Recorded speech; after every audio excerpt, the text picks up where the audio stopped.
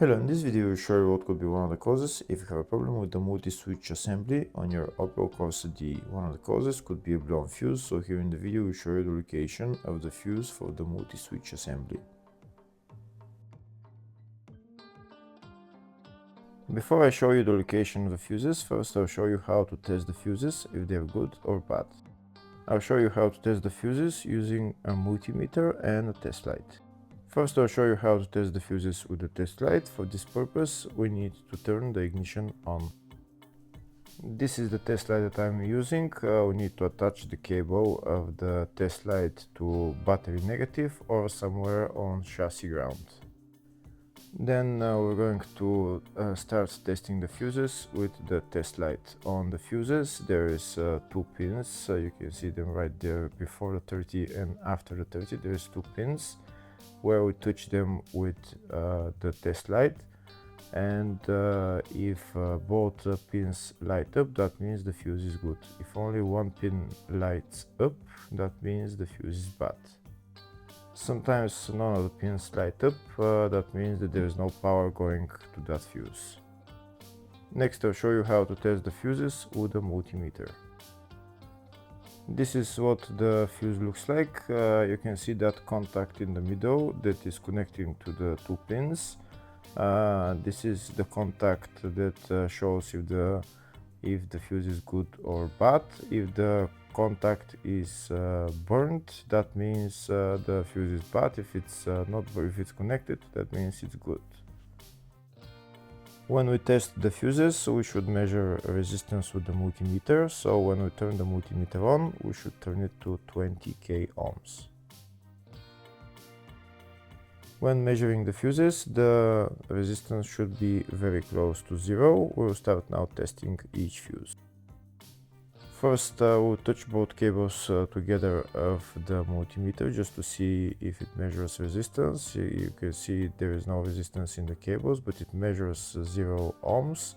Now we'll start measuring the first fuse, and we'll see what will show. It's showing 0 ohms, so that means this fuse is good. Next, to test the second fuse, it's showing 0 ohms, so that means that fuse is good. Now we'll test the third fuse. Third fuse is also showing 0 ohms, so that means that fuse is also good. Next, we'll test the fourth fuse, and it doesn't show 0 ohms, it says 0L, which means open circuit. That means that fuse should be bad. Now we'll see what the condition of the fuse is visually. We can see that contact in the middle that's connecting to the two pins is broken, so that's why it's showing open circuit. That means the fuse is bad, so it needs to be replaced.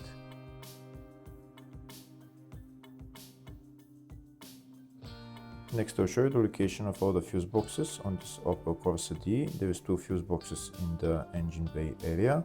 Engine bay 1 fuse box is located behind this plastic cover.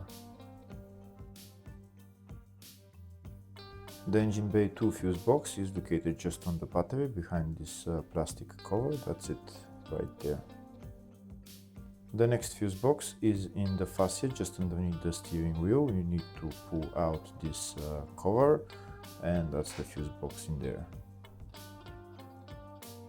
Next fuse box is in the load area.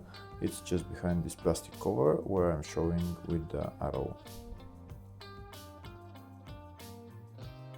Next I'll show you a diagram of all the fuse boxes on this Opel Corsa D. There is two fuse boxes for the engine bay area. One of them is for the up to 2007 model, and one is for after 2007.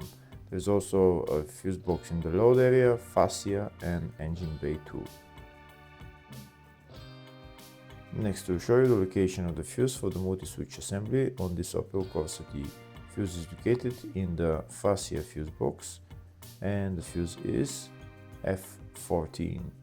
Hopefully the video is helpful. Please like and comment on the video and subscribe to the channel. Thank you.